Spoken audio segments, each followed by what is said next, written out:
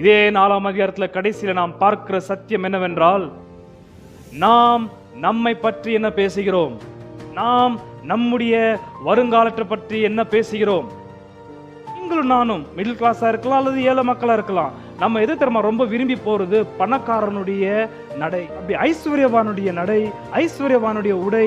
இதை கிறிஸ்தவர்களாகிய நாம் ரொம்ப ஈஸியா கற்றுக்கொள்கிறோம். தேவன் இல்லாத, தேவனுடைய கிருபை இரக்கம் ஞானம் இல்லாத ஒரு வியாபாரம் எப்படிப்பட்ட ஒரு வியாபாரம், எப்படிப்பட்ட ஒரு பிசினஸ் அது?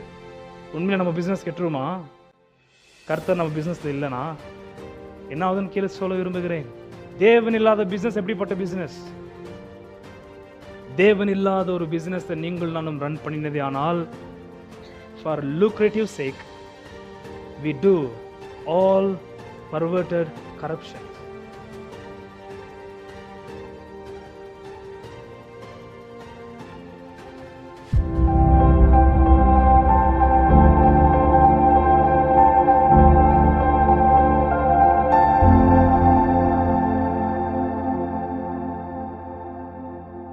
ஜேம்ஸ் 4 யாக்கோபு 4ஆம் அதிகாரம் 13 17 வசனங்கள் வரைக்கும். மேலும் நாங்கள் இன்றைக்கு அல்லது நாளைக்கு இன்ன பட்டணத்திற்கு போய் அங்கே 1 வருஷம் தங்கி வியாபாரம் செய்து சம்பாத்தியம் பண்ணுவோம் என்கிறவர்களை கேளுங்கள். நாளைக்கு நடப்பது உங்களுக்கு தெரியாதே. உங்கள் ஜீவன் எப்படிப்பட்டது? கொஞ்ச காலம் தோன்றி பின்பு தோன்றாமற் போகிற புகையை போல் இருக்கிறதே. ஆதலால் ஆண்டவருக்கு சித்தமானால் நாங்களும் உயிரோடு இருந்தால் இன்னினதை செய்வோம் என்று சொல்ல வேண்டும். இப்பொழுது உங்கள் வீம்புகளில் மேன்மை பாராட்டுகிறீர்கள். இப்படிப்பட்ட மேன்மை பாராட்டல் யாவும் பொல்லாங்கா இருக்கிறது. ஆதலால் ஒருவன் நன்மை செய்ய அறிந்தவனாய் இருந்தும் அதை செய்யாமல் போனால் அது அவனுக்கு பாவமாய் இருக்கும்.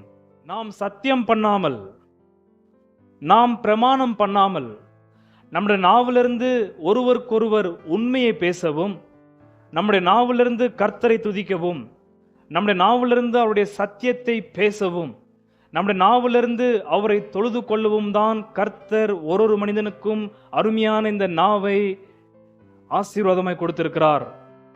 ஆனால் இந்த நாவை வைத்துக்கொண்டு நாம் என்ன செய்கிறோம் என்பதை யாக்கோபு ரொம்ப அருமையாக சொன்ன சத்தியத்தை நாம் கடந்த 19 வாரங்களாக பார்த்து முடித்தோம். 1ஆம் அதிகாரத்தில் இந்த நாவை வைத்து நாம் கர்த்தரை குற்றஞ்சாட்டுகிறோம். சோதிக்கப்படுகிறவனும் தான் தேவனால் சோதிக்கப்படுகிறேன் என்று சொல்லாதிருப்பனாக. நாம் சோதனைக்குள்ளாக போகும் பொழுது அந்த சோதனை தேவனால் வந்தது என்று இந்த நாவை வைத்து நாம் கர்த்தரை குற்றஞ்சாட்டுகிறோம்.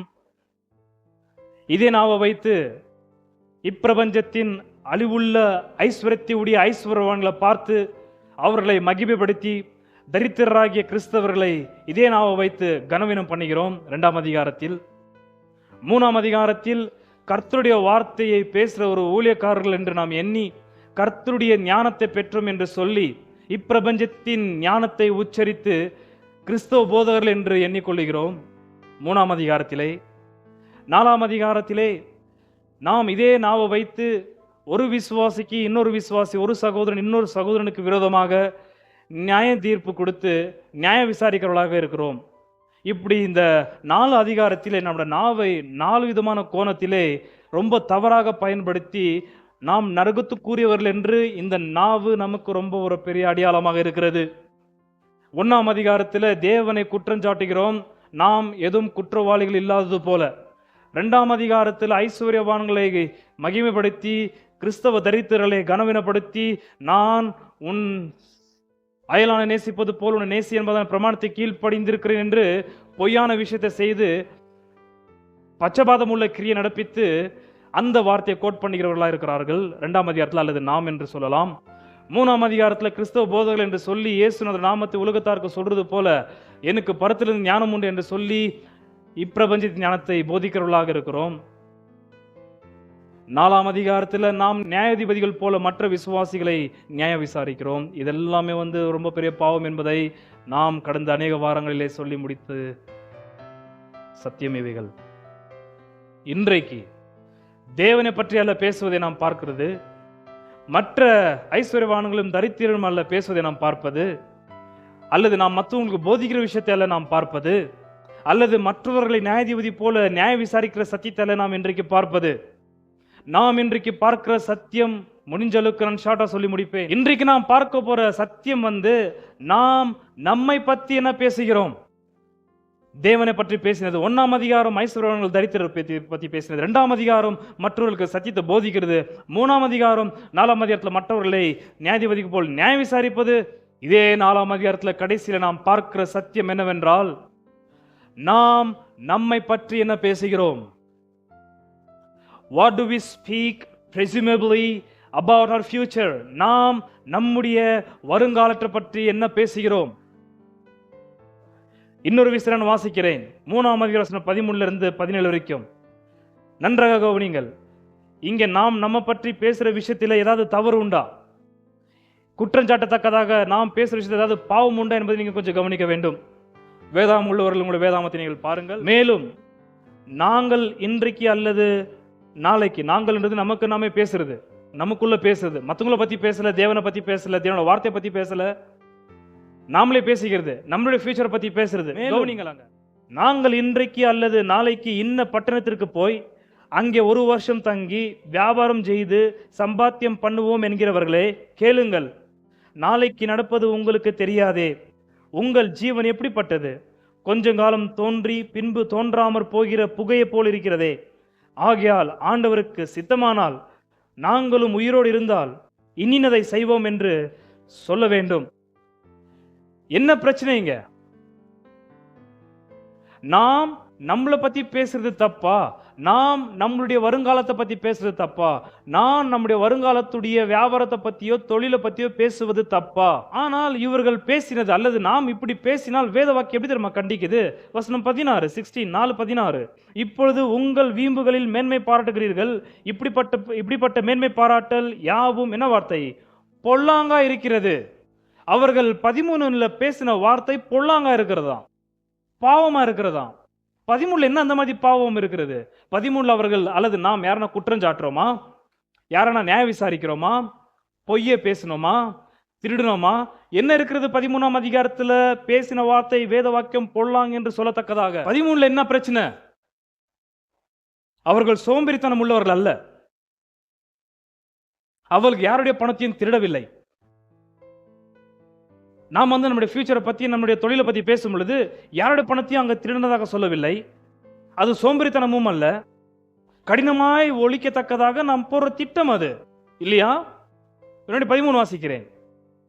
மேலும் நாங்கள், அதாவது நாம் போடுற திட்டம், வீட்டில் போடுற திட்டம், கனவு மணிமார் போடுற திட்டம்.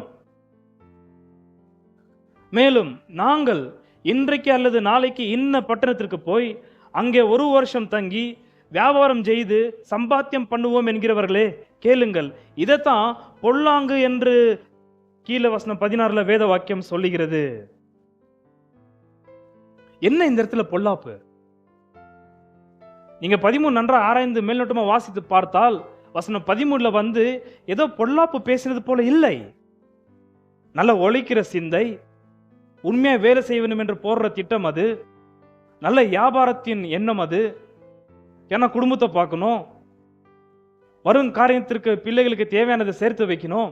அதற்காக வசனம் 13 ஒரு குடும்பம் அல்லது சபையில் வருகிற விசுவாசிகள் அல்லது சகோதரர்கள் சகோதரிகள் போடுற திட்டம் அது. என்ன பண்ண போறீங்க அடுத்த வருஷத்துக்கு உங்க பசங்களுடைய ஃபீஸுக்கு? அதுக்காக நீங்க ஒரு 6 மாசத்துக்கு முன்னாடி 1 வருஷத்துக்கு முன்னாடி நீங்க போற திட்டம் ஏதாவது தப்பா? நல்லா வேலை செய்யணுமா இருக்குது, ஒரு வேலை பத்தல, 2-3 வேலை செய்யணுமா இருக்குது, ஏன்னா அவ்வளோ செலவு இருக்குது என்று நீங்கள் முன்னாமே 1 வருஷத்துக்கு முன்னாடி நீங்க போடுற திட்டம் போட்டு அதுக்கு உழைப்பதற்காக நீங்க உங்களை பிரயத்தனம் பண்ணுவதோ தப்பு கிடையாது இல்லையா? அப்ப எந்த இடத்துல வசனம் 13 தப்பு? நீங்க 13 பார்க்கும் பொழுது அவங்களுடைய உழைப்பு போடுறாங்க. 1 வருஷம் போயிட்டு வியாபாரம் செய்து கஷ்டப்பட்டு லாபத்தை பார்க்கலாம் என்று உழைப்பு போடுறாங்க, அவங்களுடைய நேரத்தை போடுறாங்க, அவங்களுடைய பணத்தை இன்வெஸ்ட் பண்றாங்க. மணி, டைம், எஃபர்ட். ஒரு வியாபாரத்திற்கு அடிப்படையா தேவையா இருக்கிற ஸ்ட்ராட்டஜி அது. வசனம் 13 தப்பு இதை கிடையாது. நீங்கள் மேல்நோட்டமா வாசித்தால் என்ன தப்பு இருக்கு வசனம் 13? நீங்க மேல்நோட்டமா பார்க்கும் பொழுது அங்க சொல்லப்படுறது எல்லாமே மற்ற வேத வாக்கியம் எடுத்து பார்த்தால் நியாயமானதுதான். ஏன்னா அவங்க குடும்பத்துக்காக ஒழிக்கிறாங்க, அவங்க சம்பாதிக்கிறாங்க, அவங்க சோம்பேறித்தனம் படல, அவங்க மத்தவங்க பணத்தை திருடல, மத்தவங்க விஷயத்துல தலை போடல, சாப்பிட்டு மாடு மறுதி தூங்கல. நம்ம லோக்கல் பாஷையில சொல்லணும்னா உழைக்கிறாங்க, கஷ்டப்படுறாங்க. 4 மணி நேரம் தூக்கம் இருந்தாலும் போதும். அவங்க 15-16 மணி நேரம் வேலை செய்ய துடிக்கிறாங்க. திரும்ப நைட் ஷிஃப்ட் பண்றாங்க, திரும்ப டே ஷிஃப்ட் பண்றாங்க. இந்த செக்யூரிட்டில இந்த நம்ம நார்த்ல இருந்து வர ஆட்கள் பார்த்துருக்கீங்களா அவங்கள? நைட் ஷிஃப்ட் ஒரு கம்பெனியில் போய் செக்யூரிட்டி வேலை செய்வான், டே ஷிஃப்ட் ஒன்றத்தில் போய் செய்வான். நான் நைட் ஷிஃப்ட் அவன் போய் அங்கே தூங்குறான். ஆக மொத்தம் 24 மணி வேலை செஞ்சு ஏதாவது கொஞ்சம் சம்பாதிச்சு அனுப்பணும்னு சொல்லிட்டு ரொம்ப பயங்கரமா ஒழிக்கிறாங்க அவங்க. அப்ப என்னதான் பிரச்சனை? இங்க வசனம் 13ல அங்க அடங்கி இருக்கிற தப்பை தான் இப்ப நான் உங்களுக்கு எடுத்து காண்பிக்க விரும்புகிறேன். மேல்நோட்டமா பார்க்கும் பொழுது அங்க ஒரு தப்பும் கிடையாது. Perfect, reasonable, logical, articulate, meticulous, நியாயமான விஷயம். வசனம் 13 அது எந்த தப்பு கிடையாது. ஒழிக்கிற குடும்பத்தை யாரு குற்றம் சொல்லுவாங்க? 2-3 வேலை செஞ்சு குடும்பத்திற்காக சம்பாதித்த ஒதுக்கி வைக்கிறதுல யாரையும் குற்றம் சொல்ல மாட்டாங்க. அவன் ஒழிக்கிற மனுஷன் பாராட்டுவாங்களே தவிர குற்றம் சாட்ட மாட்டாங்க. ஆனா வேத வாக்கியம் 13ல சொல்லப்படுற அந்த ஒரு பிசினஸ் ஸ்ட்ராட்டஜியை வசனம் 16ல பொனெராஸ், ஈவில், பொல்லாங்குள்ளது என்று சொல்லப்பட்டிருக்கிறது. வாய் உங்க பசங்களை நீங்க படிக்க வச்சு அவங்க வேலைக்கு போய் சம்பாதிக்கணும்னு சொல்றதுல தான் தப்பு இருக்கா? எதுக்கு அவங்களுக்கு நம்ம கல்வி கொடுக்குறோம்? ஃபியூச்சரில் அவங்க சுய காலில் நின்று அவங்க வேலை செஞ்சு அவங்க லைஃப் அப்படியே மூவ் பண்ணுறதுக்காகத்தானே நீங்கள் நல்லா இருக்கும் போது அவங்களுக்கு கல்வி கொடுத்துட்றீங்க. அது தப்பு கிடையாது. அப்போ என்னதான் தப்பு? வசனம் 13ல இப்போ நல்லா ஆழமாக கவனிக்கிறோம். நான் உங்கள்ட்ட கேள்வி கேட்கும்போது நீங்கள் பேசலாம். மேலும் நாங்கள் இன்றைக்கு அல்லது நாளைக்கு இன்ன பட்டணத்திற்கு போய் அங்கே ஒரு வருஷம் தங்கி வியாபாரம் செய்து சம்பாத்தியம் பண்ணுவோம் என்கிறவர்களே கேளுங்கள். என்னுடைய முதலாவது கேள்வி, இவர்கள் விசுவாசிகளா அவிசுவாசிகளா? சொல்ற விஷயம் புரியுதா? யார் இவர்கள்? இவர்கள் எங்க கூடி வருகிறதாக நான் அடிக்கடி சொல்றது உண்டு. ஞாயிற்றுக்கிழமை காலை ஆராதனையிலே இந்த யாக்கோபு புஸ்தகத்தை நாம் தியானிக்கும் பொழுது ஜெப ஆலயம் என்று சொல்லப்படுகிற ஒட்டுமொத்த யூதர்களும் வருவார்கள். அந்த ஒட்டுமொத்த யூதர்களிலே ஆண்டவராகிய இயேசுநாதரை ஏற்றுக்கொண்ட கிறிஸ்தவ யூதர்களும் வருவார்கள். வந்த நசரேயனாகிய இயேசு கிறிஸ்து மெசியா அல்ல, கிறிஸ்துவ அல்ல என்று பகைக்கிற யூதவனும் வந்து கொண்டிருந்தான். ஆனால் இந்த கூட்ட மக்கள் யார்? இவர் come now, you who say today or tomorrow we will go such and such a city and stay there, engage in business, make profit அப்படின்ற அவங்க திட்டம் போடுறாங்க. ஆனா அவர்களை யாக்கோபு எப்படி கூப்பிட்டார் தெரியுமா? இந்த நிருபத்தில் 2 மக்களை பேர் மாதிரி தான் கூப்பிடுறார் யாக்கோபு. ஒன்னு ஆண்டவராகிய இயேசு கிறிஸ்துவை ஏற்றுக்கொண்ட மெய்யான விசுவாசிகளை யாக்கோபு எப்படி தெரியுமா கூப்பிடுறாரு? சில வசனம் நான் குயிக்கா வாசிப்பேன். ஓகே, 1 வசனம் 2, 1, 2. என் சகோதரரே, இது கிறிஸ்தவர்களை யாக்கோபு கூப்பிடுற பேர் வச்சு கூப்பிடுற ஒரு கூப்பிடுதல். இது இந்த பேர் வச்சு தான் கூப்பிடுறாரு. என்னன்னு? என் சகோதரரே, வசனம் 1-2. பிறகு 1:16, என் பிரியமான சகோதரரே, 1:19. ஆகையால் என் பிரியமான சகோதரரே, 2:1. என் சகோதரரே, 2:5. என் பிரியமான சகோதரரே, 2:14. என் சகோதரரே, 3 வசனம் 1. என் சகோதரரே, வசனம் 10, 3:10.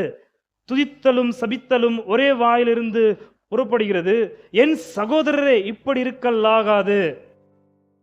பிறகு 4 வசனம் 11. சகோதரரே, இப்படி கிறிஸ்தவ யூதர்களை, ஆண்டவராகிய இயேசு கிறிஸ்துவை ஏற்றுக்கொண்ட யூதர்களை வேத வாக்கியம் அல்லது யாக்கோபு இந்த இடத்துல சகோதரன் கூப்பிடுறாரு. இது ஒரு கூட்ட மக்கள் ஜெப ஆலயத்தில் கூடி வந்து வேதத்தை தியானித்து பாடல்களை பாடி ஜெபித்துக் கொண்டிருந்தார்கள்.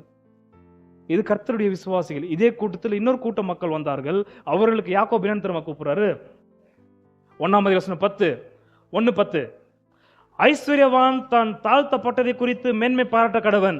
ஏனெனில் அவன் புல்லின் பூவை போல் ஒளிந்து போவான். சூரியன் கடும் வெயிலுடன் உதித்து புல்லை உலர்த்தும் போது அதன் பூ உதிர்ந்து அதன் அழகான வடிவு அணிந்து போம். ஐஸ்வர்யவானும் அப்படியே தன் வழிகளில் வாடி போவான். ஐஸ்வர்யவான் இன்னொரு கூட்டத்திற்கு அவர் பேர் தராரு.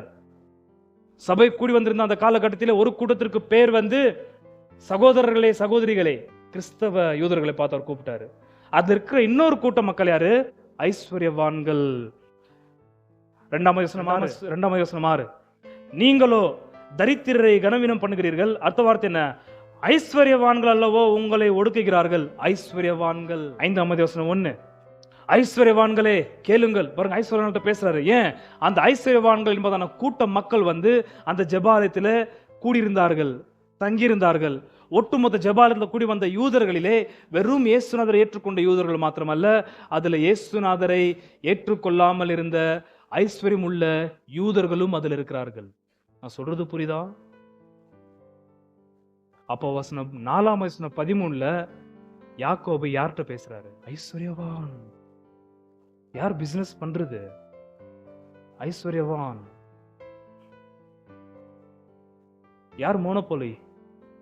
ஐஸ்வர்யவான். யார் ட்ரேடர்ஸ்? ஐஸ்வர்யவான். ஸ்டாக் மார்க்கெட் ரன் பண்றது யாரு? ஸ்டாக் எக்ஸ்சேஞ்ச் ரன் பண்றது யாரு? ஃபண்டமெண்டல்ஸ் அனாலிசிஸ்லாம் யாரு? ஐஸ்வர்யவான்கள். இதற்காக இந்த ஐஸ்வர்யவான்களை பத்தி இங்க பேசுறாரு யாக்கோபு. ஏன்னா இதே கர்த்தரை அறியாத பெரிய பெரிய ஐஸ்வர்யவான்கள், பெரிய பெரிய ட்ரேடிங் ரன் பண்ற ஆட்கள் வந்து ஜெபாலயத்தில் கூடி வந்திருக்கிறார்கள். பெரிய பெரிய ஐஸ்வர்யவான்கள் இவர்கள். இவர்கள் எப்படிப்பட்டவர்கள் இருக்கிறார் என்று அவங்கள்ட்ட சொல்வது மாத்திரமல்ல, அங்க கூடியிருக்கிற விசுவாசிகளாகிய கிறிஸ்தவ யூதர்களுக்கும் இந்த நிருபத்தை எழுதி கொண்டிருக்கிறார். ஏன் தெரியுமா? We Christians, we middle class or poor Christians are susceptible to adopt rich people's pattern life, rich people's lifestyle. நீங்களும் நானும் மிடில் கிளாஸா இருக்கலாம் அல்லது ஏழை மக்களா இருக்கலாம். நம்ம எது தெரியுமா ரொம்ப விரும்பி போறது? பணக்காரனுடைய நடை. புரிஞ்சுதா? நீங்களும் நானும் யாரா நம்மளுக்கு கீழே இருக்கிறவனை பார்த்து நம்ம ஃபாலோ பண்ணுவோமா? அவன் போடுற துணி, அவன் போடுற நடை, அவன் போடுற உடை, அதெல்லாம் நம்ம ஃபாலோ பண்றது கிடையாது.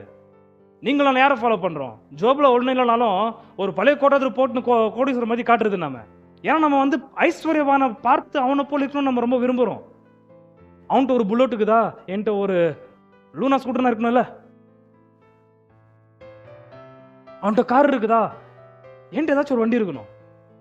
அப்படி ஐஸ்வர்யவானுடைய நடை, ஐஸ்வர்யவானுடைய உடை, இதை கிறிஸ்தவர்களாகிய நாம் ரொம்ப ஈஸியா கற்றுக்கொள்கிறோம். அவனை பார்த்து அப்படியே ஃபாலோ பண்ணின்னு போறோம். ஏன்னா அவனுடைய நடை, அவன் போடுற உடை எல்லாமே நம்மளுக்கு ரொம்ப பிரியமுள்ளதா இருக்கிறது, ரொம்ப இச்சிக்கத்தக்கதா இருக்குது. அவனுடைய நடவடிக்கைகள் எல்லாமே நமக்கு ரொம்ப பிரியமா இருக்குது. ஐஸ்வர்யவான்களை கிறிஸ்தவர்கள் ஃபாலோ பண்ற அளவுக்கு ஆகுறாங்க அன்னைக்கு. ஏன்னா 2ஆம் தரித்திரர்கள் இருக்கிறார்கள். அதனால வந்து பணக்காரன் என்ன ஆகுதோ, நம்ம கடன் படி போய் சும்மா கூப்பிட்டு வேற கடன் குத்துறானா, கடன் குத்து அவனுக்கு அடிமையாக்கிறான் லைஃப் லாங். அது நம்மளுக்கு புரியுது இல்ல. கடனை வாங்கி என்ன பண்றது, நம்ம லைஃப் அப்படிதான் இருக்குன்னு சொல்லிட்டு அப்படியே பண்ணிடுறது. அதுக்கப்புறம் அவங்க நாய் மாதிரி இழுத்துன்னு போறான் நம்மள கடன் கொடுத்துவேன்.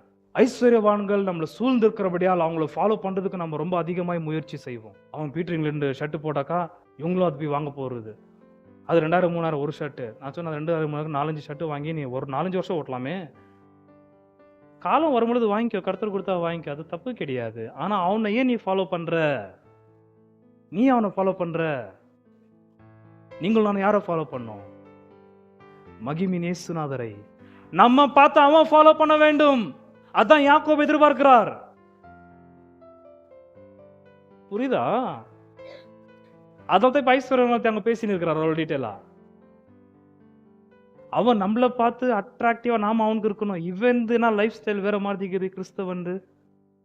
ஏன்னா இவன் மாத்திரம் ரொம்ப கண்டென்ட்டா இருக்கிறான், ரொம்ப திருப்தியா இருக்கிறான், அவ்வளோ ஸ்மூத்தா லைஃப் மூவ் ஆயின் போயின்னு வந்து பார்த்தா ஒன்னும் இல்லை, நல்லா இருக்கிறான். ஏன்? நீங்கள் நான் நாளைக்காக கவலைப்படுகிறவர்கள் அல்ல. நீங்கள் நானும் முதலாவது தேடுவது தேவனுடைய ராஜ்யத்தையும் நீதியையும், ஐஸ்வர்யத்தை அல்ல. ஐஸ்வர்யம் என்ன ஃபாலோ பண்ணும்? அது we follow. நம்ம அவங்களை ரொம்ப பின்பற்றோம். அவங்கள நம்மளுக்கு ரொம்ப பிடிக்கும். ஏன்னா அவங்க வந்து நம்ம பார்வைக்கு ரொம்ப அந்த அளவுக்கு கவர்ச்சிகரமா இருக்கிறாங்க. நாடகம் அது ஹிப்போக்ரைட்ஸ். அவங்கள பத்தி வேத வாக்கியம் சொல்றது வந்து கபடமுள்ள ஆட்கள் அவர்கள். அவங்களுடைய ரியல் லைஃப் அப்படி இருக்காது. நீங்கள் நான் கிறிஸ்துவை ஃபாலோ பண்ணும் பொழுது பணக்காரன் சொல்ற வார்த்தை வெறும் அப்பத்தியால் மாத்திரமல்ல, மனுஷன் பிழைப்பான், தேவனுடைய வாயிலிருந்து புறப்பட்டு விடுகிற ஒரு வார்த்தையினாலும் பிழைப்பான். அவன்கிட்ட அப்பம் ரொம்ப கிடைக்குது, ஐஸ்வர்யம் ரொம்ப போய் கிடைக்குது, அதுல பிழைப்பல்ல. கிறிஸ்துவனுடைய பிழைப்பு அப்பத்தினால் மாத்திரமல்ல, கிறிஸ்துவனுடைய பிழைப்பு ஜீவனுள்ள வார்த்தை. அவன் அதை ஃபாலோ பண்ணி கொண்டு போய் கொண்டிருக்கிறான். அதை பார்த்தா அவன் அட்ராக்டிவா இழுக்கப்படுகிறான். அந்த ஏழு லாசர் இதுதான் அந்த ஐஸ்வர்யவானுக்கு காட்டல. லூக்கா சுவிசேஷத்தில் ஐஸ்வர்யனா இருக்கட்டும், எதுனா இருக்கட்டும், அதெல்லாம் என்ன கவர்ச்சிகரமா இருக்காது. எனக்கு கவர்ச்சிகரமா இருப்பது ஆண்டவராகிய இயேசுநாதர் தான். அவரோட வார்த்தை தான் எனக்கு ரொம்ப இழுக்குது. இப்போ 4:13 கொஞ்சம் மாதிரி புரிஞ்சிருக்கும் நினைக்கிறேன் உங்களுக்கு இவ்வளவு பேசியிருந்தல. ரைட்? மேலும் நாங்கள் இன்றைக்கு அல்லது நாளைக்கு இன்ன பட்டணத்திற்கு போய் அங்கே ஒரு வருஷம் தங்கி வியாபாரம் செய்து சம்பாத்தியம் பண்ணுவோம் என்கிறவர்களே கேளுங்கள். வசனம் 13 என்ன மிஸ் ஆகுது? வியாபாரத்துக்கு தேவையான ரொம்ப ஷ்ரூட் ஸ்ட்ராட்டஜிக்கல் ஸ்கீம், வியாபாரத்துக்கு தேவையான அடிப்படையான பயங்கரமான ஒரு உபாயம், ஒரு திட்டம் வசனம் 13 கொடுக்கப்பட்டிருக்குது. இது எல்லா அனலைசரும் கரெக்டா ஏத்துக்குவாங்க, பக்காவா இருக்குது. Time 1 year, location some city, investment what we have now, profit what they plan for. செம்மையா இருக்குது, இப்ப எக்ஸிக்யூட் பண்ண வேண்டும்.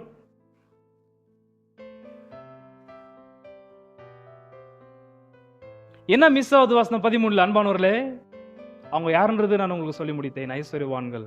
எதுக்காக ஐஸ்வர்யங்களை பத்தி இங்க பேசுறாரு? ஐஸ்வர்யங்களை பார்த்து யார் ஃபாலோ பண்றது?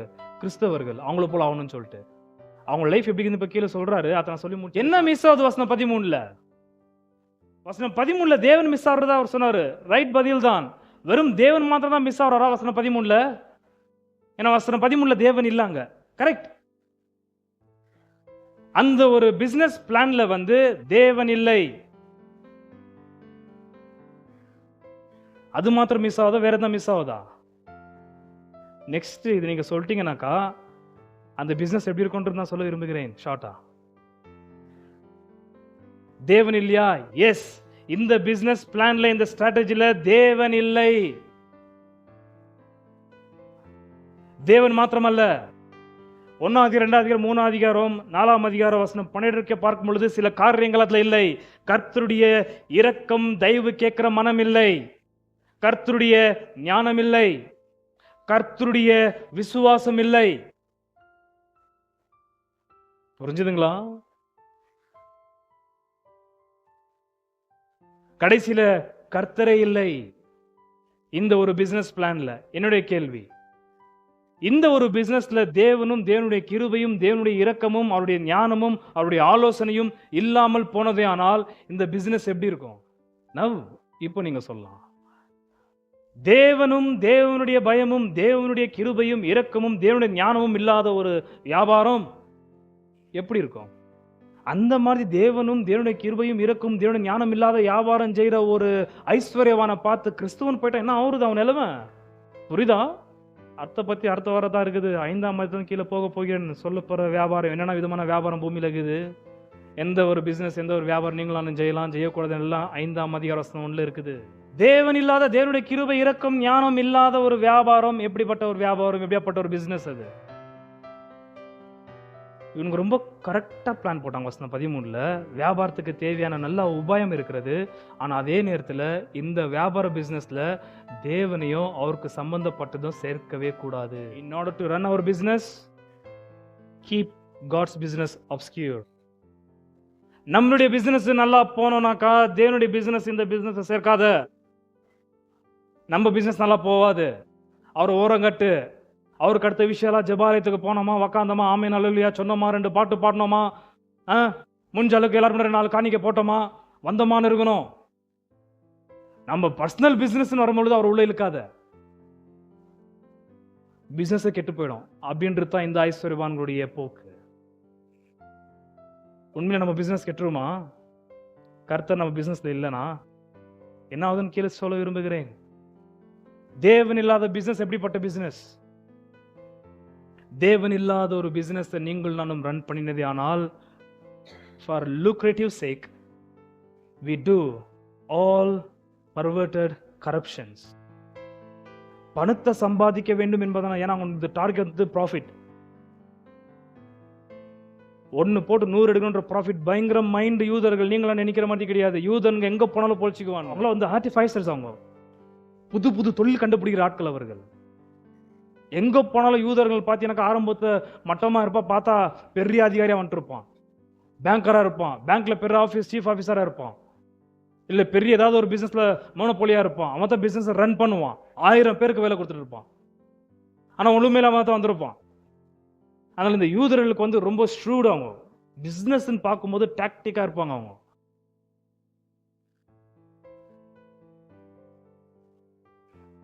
அவங்கள பார்த்தா யாக்கோபு பேசுறாரு. தேவன் மாத்திரம் அந்த பிசினஸ்ல இல்ல. அந்த பிசினஸ் இருக்கிறது எல்லாமே கரப்ஷன். பணத்தை சம்பாதிக்கிறதுக்காக அந்த பிசினஸை ரன் பண்ணி அந்த பிசினஸ்ல என்னெல்லாம் பொல்லாத காரியங்கள் உள்ள சொருவ முடியுமோ சொருவாங்க. அந்த மாதிரி பிசினஸ்ல எந்த லேடிஸ்க்கும் பாதுகாப்பு இருக்காது. அந்த மாதிரி பிசினஸ் ஒரு லேடி இப்போ வேலை செஞ்சாக்கா அந்த லேடியும் கெட்டு போக வேண்டிய சூழ்நிலை தான் இருக்கும். ஏன்னா அந்த பிசினஸ் அப்படிதான். Because no God, therefore no God's fear. தேவன் இல்லாத அந்த வியாபாரத்தில் தெய்வ பயமும் இருக்காது. தேவன் இல்லாத ஒரு யூனிவர்சிட்டி எடுத்துக்கிட்டீங்கன்னாக்கா அங்கே லேடிஸ் சேஃப்டி இருக்காது. தேவ பயமும் தேவன ஞானம் இல்லாத ஒரு வியாபாரத்தில் நீங்கள் நானும் போய் சிக்கிக்கணும்னா அந்த வியாபாரத்தில் எல்லா பொல்லாப்பும் நிறைந்திருக்கும். லஞ்சிலேருந்து பிடிச்சி, தப்பான உறவுலேருந்து பிடிச்சி, தப்பான விஷயங்கள் எல்லாமே நடத்தப்படும். அது சட்டத்திற்கு விரோதமாக இருக்கும். கன்ஸ்பரேட்டிவ், கானூனுக்கு விரோதமான எல்லா விஷயங்களும் அது நடக்கும். என்ன ஒரே ஒரு ரீசனு? ப்ராஃபிட். லாபத்தை பார்க்கறதுக்கு யாரோட லைஃப் எல்லாம் அழிக்கணுமோ அழிச்சா ஒன்றும் பிரச்சனை கிடையாது. அழிச்சு தள்ளிடலாம். யார் செத்தானா, யார் வாழ்க்கை கெட்டு போனா பார்க்கறது ப்ராஃபிட். அட்ஜஸ்ட் பண்ணிக்கோ. ப்ராஃபிட் அனுப்பிச்சு இந்த பிசினஸ் ஓகேஸ்னாக்கா உனக்கு ஒரு 50,000 நான் தரேன், ஒத்துழைச்சின்னு போ என்று. அப்படிதான் இந்த பிசினஸ்ல அதிகாரிகள் அறியாம வருகிற லேடிஸை பயன்படுத்துவார்கள்.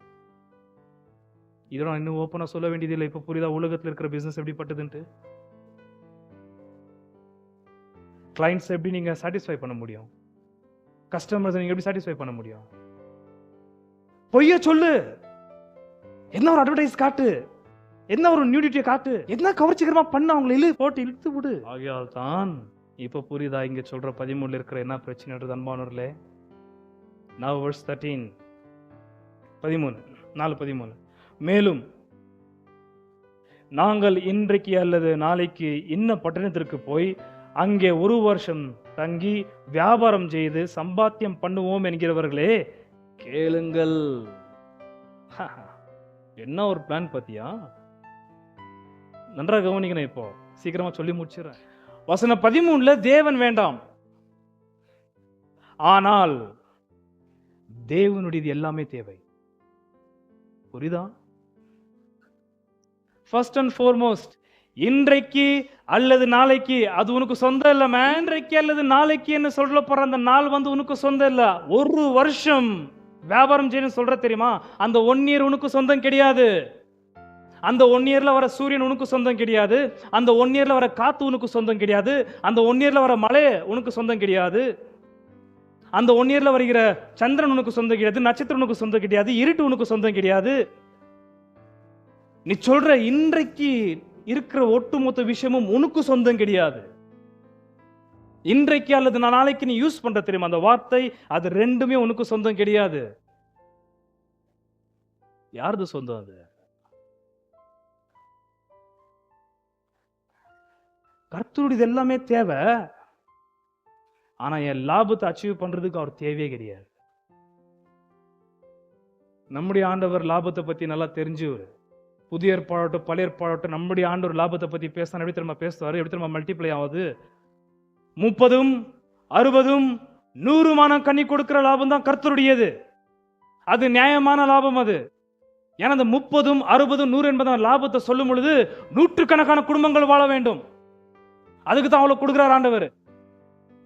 100கணக்கான குடும்பங்களை கெடுத்து போட்டு கோடிக்கணக்கான ரூபாய்களை சம்பாதிக்கிறதல்ல இந்த IPL நடக்கிற விஷயமே. அதுதான் இவ்வளவு குடும்பங்கள் நாசாயின் இருக்குது அதுல பெட்டு கட்டி. உங்களுக்கு எனக்கு வர ப்ராஃபிட் எப்படி இருக்கணும்ன்றது கர்த்தர் தெளிவா சொல்லியிருக்கிறார். அதை கர்த்தர் தருவார். கர்த்தர் கொடுக்குற ப்ராஃபிட் ரொம்ப ரைச்சஸ் ஒன், நீதியான ஒரு லாபம். அது அந்த ப்ராஃபிட் கொடுக்கும் போது ஒருத்தருக்கு சேர்த்து கொடுக்க மாட்டார், அநேகர மனசுல வச்சுன்னு கொடுப்பார் அவர். ஊழியக்காரங்களை இப்போ ஒரு பெரிய பிசினஸ் மேன் ஆயிருக்கிறாங்க.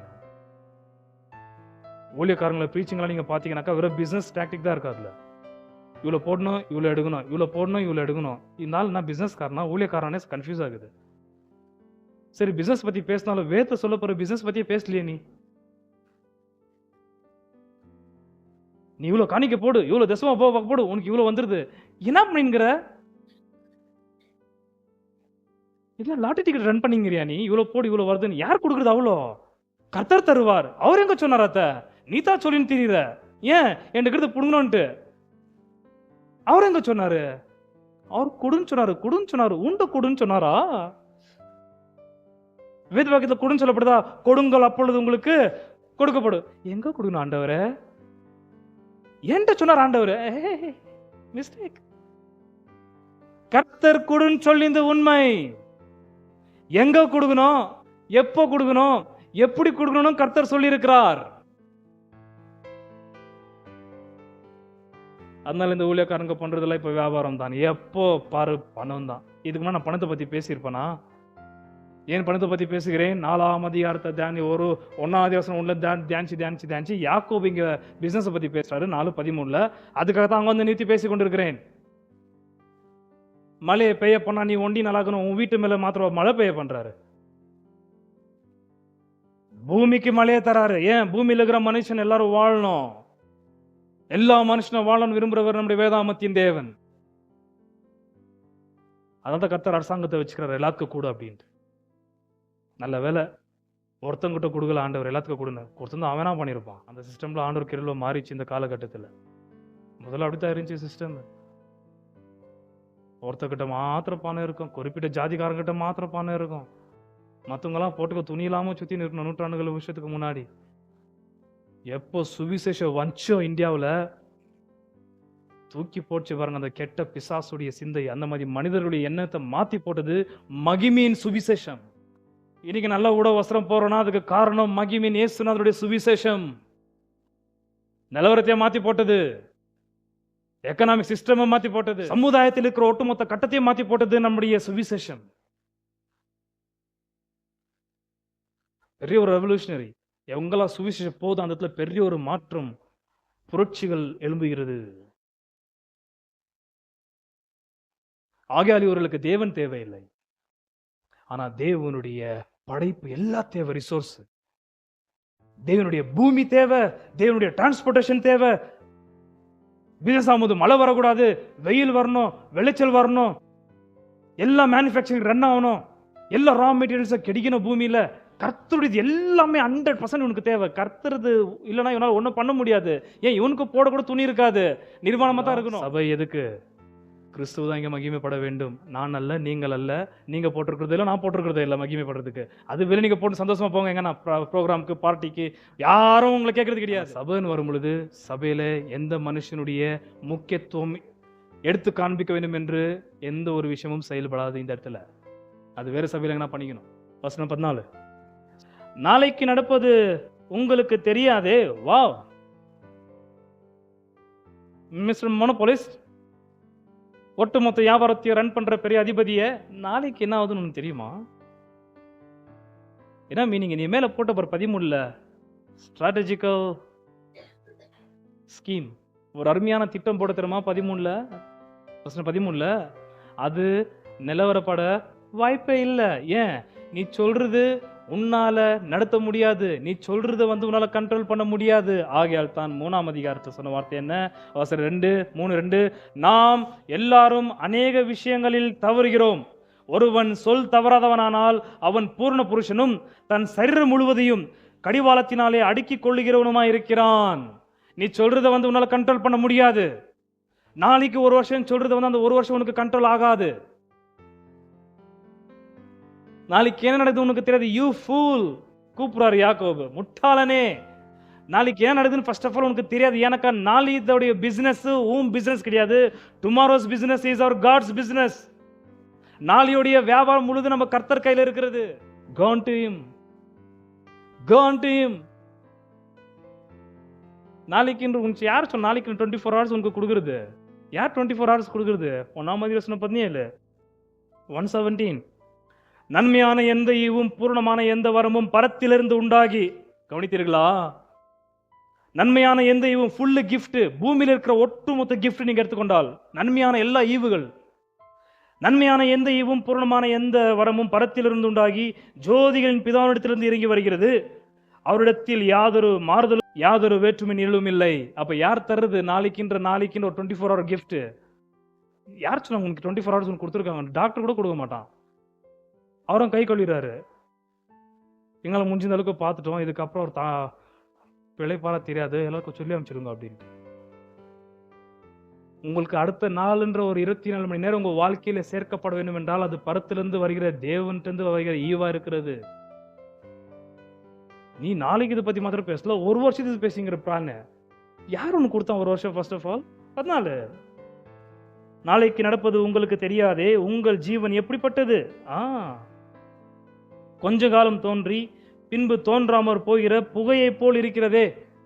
மிஸ்ட், புகையை போல் இருக்கிறதே. ரொம்ப அருமையான கிரேக்க வார்த்தை அது. அட்மிஸ். அட்மிஸ் என்பதான கிரேக்க வார்த்தைக்கு பனி. காலையில் நீங்க பாத்தீங்கன்னாக்கா வெயில் வர்றதுக்கு முந்தி அந்த பனி அப்படியே மேல நமக்கு நல்லா தெரியும்.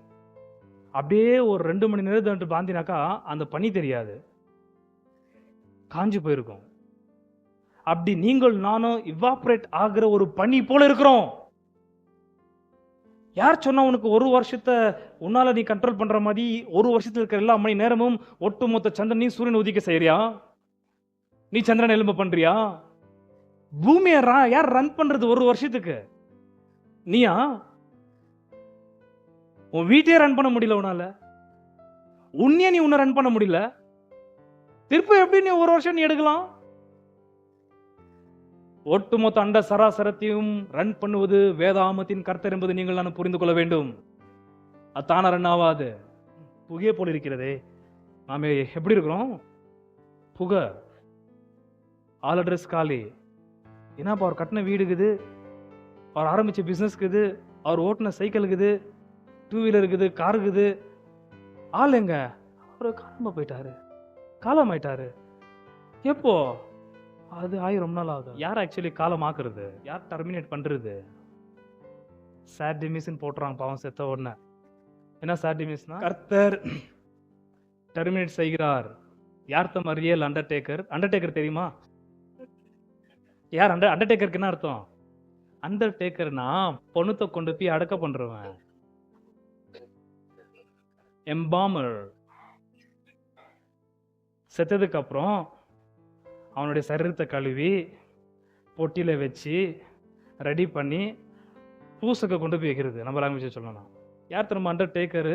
Real Undertaker கர்த்தரிங்க. இங்க யாக்கோபுனா மீனிங்ல பேசினுறாரு. உன்னை பொட்டியில போட பாடம் கட்டுவார் ஆண்டவர். நம்ம லோக்கல் லாங்குவேஜ் சொல்லணும்னா நாளைக்கு நாள் உனக்கு யார் கொடுத்தது? ஃபர்ஸ்ட் ஆஃப் ஆல் பாடம் கட்டி உனக்கு தபலாடிக்கணும், அவ்வளவுதான். நாளைக்கு இந்த நாள் உந்து கிடையாது. உன்னால சூரியனை எழுப்ப முடியாது, காத்த அனுப்ப முடியாது, சூரியனை மதியத்துக்கு கொண்டு வர முடியாது, சாயங்காலம் ஆகாது, இருள உன்னால ஒண்ணும் முடியாது. நீ எப்படி பண்ற கேள்விக்கு உதாரணத்துக்கு ரொம்ப லீஸ்டா சொல்லனாக்கா, நீ ஒரு சின்ன ஒரு பனி, அவ்வளவுதான். களியில தெரியாது, வெயில் போட்டோன்னா அட்ரஸ் இல்லாத ஆயிடும். யார அட்ரஸ் இல்லாம பண்றது? God of the Bible, the real undertaker. இவர் தான் ஆட்களை மண்ணுக்கு அனுப்புறது. இவர் தான் மரணம் நம்மை மேற்கொள்ளும்படியாக விட்டு வச்சுக்கிறது. அந்த மரணத்தை எடுக்கணும்னாக்கா இவர் தான் ஈடுபடணும். அது வரைக்கும் கஷ்டம். பவுல் 1 கொரிந்தியர் 15 அதிகாரத்துல மரணமே உன் கூரைங்கே, அந்த டைம் வரணும். அது வரைக்கும் மரணம் நம்மளை டாமினேட் பண்ற அளவுக்கு இவர் விட்டுருக்கிறாரு. இப்ப புரியுதா இந்த பிசினஸ்ல இருக்கிற தப்பு? முதல் தேவன் இல்லை, தேவனுடைய ஞானம் இல்லை, தேவனுடைய பயம் இல்லை. தேவனும் தேவனுடைய ஞானம் தேவனுடைய பயம் இல்லைக்கா அந்த தொழில, அந்த பிசினஸ்ல எல்லா பொல்லாத கெட்ட விஷயங்கள் இருக்கும். அந்த பொல்லாத கெட்ட விஷயங்களை எந்த கிறிஸ்தவனும் பின்பற்றக்கூடாதுன்றதுக்காக தான் இந்த இடத்துல வார்னிங் கொடுக்குறாரு. அப்ப நல்ல பிசினஸ் தான் என்ன சொல்ல விரும்புட்டா? 15 ஆதலால் ஆண்டவருக்கு சித்தமானால் நாங்களும் உயிரோடு இருந்தால். என்ன வார்த்தை பாத்தீங்களா? அப்புறம் நாளைக்கு வந்துடுறீங்களா? உயிரோடு இருந்தா பார்க்கலாம். என்ன அப்படி சொல்லிட்ட நீ? உண்மையிலே சொன்னா அவர் கரெக்டா தான் சொல்லியிருக்கிறார். அவரு உயிரோடு இருந்தால், கர்த்தருக்கு சித்தமானால் நாமும் உயிரோடு இருந்தால் இதை பண்ணலாம், அதை பண்ணலாம், இதை செய்யலாம் என்று நீங்கள் நானும் சொல்ல வேண்டும் என்று சொல்லப்பட்டிருக்கிறது. கடைசி ஒரு கேள்விக்கு என்ன முடிச்சிடறேன், அடுத்த வார தொடர்றேன். ஓகே, இந்த பதில் நீங்க சொல்லிட்டீங்கன்னாக்கா நீங்க நல்ல பிசினஸ் ஆரம்பிக்கலாம். அந்த நல்ல பிசினஸ்ல கர்த்தர் அவர் தான் எம்டிஏ. அவர் தான் ஒரு எம்டியா இருந்து அந்த பிசினஸ் நல்லா டைரக்ட் பண்ணுவாரு. இந்த நல்ல பிசினஸ் மாத்திரம் உங்களுக்கு தெரிஞ்சிச்சுன்னா ஒரு கேள்வி கேட்கிறேன். வசனம் 15 ஆதலால் ஆண்டவருக்கு சித்தமானால், ஆண்டவருக்கு எதுல சித்தம் உண்டு? ஆண்டவருக்கு சித்தமானால் உனக்கு ஒரு வருஷம் கிடைக்கும். ஆண்டவருக்கு சித்தமானால் உனக்கு அடுத்த நாள் கிடைக்கும். ஆண்டவருக்கு சித்தமானால் உன்னுடைய ஒரு வருஷம் பிசினஸ் ரன் ஆகும். ஆண்டவருக்கு சித்தமானால் நிச்சயமா உனக்கு ப்ராஃபிட் கிடைக்கும். அப்ப ஆண்டவருடைய சித்தம் எதுல இருக்கிறது? இந்த ஸ்மால் பிசினஸ் பண்ணாலும் சரி, பிக் பிசினஸ், எந்த ஹியூஜ் பிசினஸ் நீங்க எடுத்து ரன் பண்ணாலும் சரி, ஒன்றும் பிரச்சனை கிடையாது. உங்களுக்கு நல்ல ப்ராஃபிட் கிடைக்கணும்னாக்கா இங்க சொல்ற வார்த்தையின்படி கர்த்தருக்கு சித்தமானால், ஆண்டவருக்கு சித்தமானால். ஆண்டவருக்கு எதுல சித்தம்? அத்தளவு சொல்லுவீங்க, தெலோன்ற வார்த்தை, கிரேக்க வார்த்தை, ஆண்டவர் விரும்பினால், ஆண்டவர் ஆசைப்பட்டால். அப்போ நீங்க நான் நாளைக்கு வாழ்றது அவர் ஆசைப்படணும், ஃபர்ஸ்ட் அவர் விரும்பணும். அப்போதான் நாளைக்கு ஒரு நாள் கொடுக்கப்படும். நீங்க பிசினஸ் பண்றது அவருக்கு விரும்பணும், அவர் விருப்பமுள்ளவராக இருக்கணும். அப்போ அவர் விருப்பம் உள்ளதா நம்மளுடைய பிசினஸ் இருக்கணும்னாக்கா நம்மளுடைய ஒட்டுமொத்த பிசினஸ் ஸ்ட்ராட்டஜிஸ் எல்லாம் வந்து அவர்கிட்ட வாங்கணுமா இருக்குது. எப்படி ரன் பண்ண ஆண்டவரே கொஞ்சம் சொல்லி கொடுங்க, எப்படி போடணும் அப்படின்ட்டு. இயேசுநாதர் கூட இருந்தவங்க எல்லாமே பிசினஸ் ஆள் தான், எல்லா வியாபாரிகள், மீனவர்களா சும்மா கிடையாது. அன்னைக்கு வாங்கி அன்னைக்கு சோல்ட் அவுட் பண்ணினோம். அதில் பாவம் ராம் முழுதும் மீன் கிடைக்காம பேதுருன்னு ஒருத்தர் இருந்தாரு, மீன் ஆகப்படல. அவருக்கு என்ன செய்யறதுன்னு தெரியல. உயிர் தெரிந்த இயேசுநாதர் பேதுருவை பார்த்து, பிள்ளைகளை எதனா கெச்சுதா மீன், யார்ப்பா இந்த மனுஷன் காலாங்கத்தில் மீன் வாங்க வந்துக்கிறா, அப்படி எங்களுக்கே ஒன்றும் இல்லை ராம் முழுதும் என்ன பதில் சொல்லும் பொழுது கூட ஒரு சொல்றாரு, ஏப்பா அது உயிர் தெரிந்த இயேசுநாதர் மாதிரி தெரிதுன்னு ஒன்று இவர் எகிரி குச்சிட்டு ஓடுறாரு ஆண்டவர்கிட்ட. ஒன்றும் கிடைக்கல ஆண்டவரை, ராம் முழுதும் வேலை செஞ்சு தூக்கம் இல்லாமல் கையை பாரும் வலியை இழுத்து கீறி போய் கிடக்குது. சரி அந்த சைடு போடு வலைய போடுறான் பாருங்க. 7 மீன்கள் பேர் சொல்லப்பட்டுக்குது, 153 நினைக்கிறேன். பெரிய பெரிய மீன்கள் வலைய கிளிய தக்காதாக இழுத்துன்னு வராங்க தரைக்கு. எங்க போடணும், எங்க பணம் போடணும், போட்ட பொறுப்பு என்ன பண்ணணும், எல்லாமே இவர்கிட்ட நீங்க கேட்டீங்கன்னா இவர் கண்டிப்பா நல்லா சொல்லுவாரு, லாஸ் ஆக மாட்டீங்க. சில பேர் பிசினஸ்ல லாஸ் ஆகி ரொம்ப நடுத்தெருக்கு வந்திருக்கிற பெரிய பெரிய கோடீஸ்வரன்லாம் இருக்கிறாங்க. சில பேர் பிசினஸ் ரொம்ப நல்லா போயிருக்குது, இத்தனைக்கு அவங்க அக்கிரமம் செய்கிறாங்க. நீங்கள் எதுவும் போய்விடாதீங்க, அடுத்த வாரம் சொல்கிறேன். அப்போ இன்னைக்கு அக்கிரமத்தோட பிசினஸ் செஞ்சு நல்லா ப்ராஃபிட் பார்க்குற ஆளுங்களாம் என்ன, அவங்க கணக்கெல்லாம் என்ன, அவங்கள ஆண்டவர் யாருன்னு தெரியாத, அவங்க ப்ராஃபிட் எங்கே போகுதுன்றதுன்னு அடுத்த வாரம் உங்களுக்கு சொல்ல விரும்புகிறேன். அவங்கள குவிச்சு அவங்க கஷ்டப்பட்டு சேர்த்து வச்சிருப்பாங்க, கர்த்தர் அதை வேற டிஸ்போஸ் பண்ண போறாரு. அதுதான் ஆண்டவர் பண்ணிட்டு இருக்கான். அவ்வளோ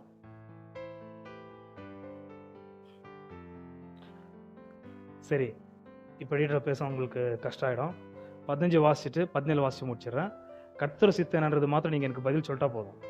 4:15 ஆதலால் ஆண்டவருக்கு சித்தமானால் நாங்களும் உயிரோடு இருந்தால் இன்னினதை செய்வோம் என்று சொல்ல வேண்டும். 17 ஆதலால் ஒருவன் நன்மை செய்ய அறிந்தவனாய் இருந்தும் அதை செய்யாமற் போனால் அது அவனுக்கு என்னவா இருக்கும்? என்னோட கேள்வி, எது கர்த்தருடைய சித்தம்? எது கர்த்தருடைய சித்தம்? நன்மை செய்தால். ஓகேயா? 1:17 நன்மையான எந்த ஈவும் பூரணமான எந்த வரமும். நன்மை செய்வதுதான் கர்த்தருடைய சித்தம். உன்னுடைய பிசினஸ்ல என்ன இருக்கணும்? only good and legal. overtly run the business, not covertly. மறைமுகமாக அரசாங்கத்துக்கு தெரியாம யாருக்கு தெரியாம அண்டர் கிரவுண்ட் பிசினஸ்லாம் பண்ணக்கூடாது. நான் அதை அடுத்த வாரத்தோட இருந்துக்கிறேன். இவ்வளவு புரிஞ்சுதான்? மோட்ச யாத்திரை செல்கிறோமே லோகவாசி, இம்மாய லோகம் தாண்டிய எம் வீடு தோன்று கடந்து செல்கிறோம் கரையின் ஓரமே, காத்திருந்த ராஜ்யம் கண்டடைவோம். ஆனந்தமே ஆனந்தமே ஆண்டவருடன் நாம் என்று வாழுவோம். ஆதிமுத்தினாக்களோடு தூதருமாய் கூடி வாழுவோம். ஆனந்தமே ஆனந்தமே ஆண்டவருடன் நாம் என்று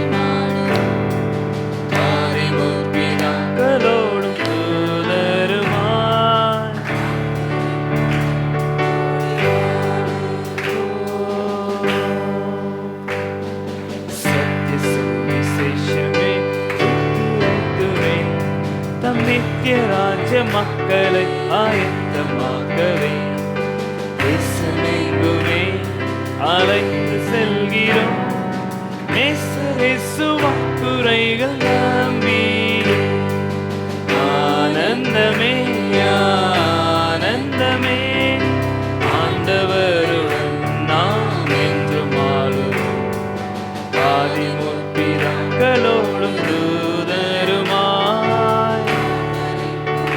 கூடிவார்.